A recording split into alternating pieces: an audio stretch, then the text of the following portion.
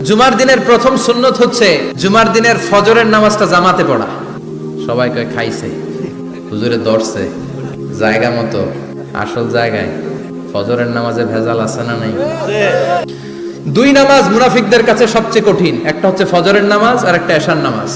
এক আলেমকে জিজ্ঞেস করা হলো ফজরের বাতাসটা এত ঠান্ডা আর স্নিগ্ধ কেন? আলেম উত্তর দিয়েছিল, কারণ ফজরের বাতাসে মুনাফিকদের নাকের দুর্গন্ধ মিশে না। ফজরের বাতাসটা স্নিগ্ধ, ফজরের সময় আল্লাহওয়ালাদের আনাগোনা, মুসল্লিদের আনাগোনা, ইসলামের পক্ষের শক্তির আনাগোনা। চিল্লায় বলেন ঠিক কিনা? মসজিদে নববীতে জুমার নামাজের দৃশ্য আর ফজরের নামাজের দৃশ্য ছিল এক। বাংলাদেশে ফজরের নামাজের দৃশ্য আর জুমার নামাজের দৃশ্য এক নাকি?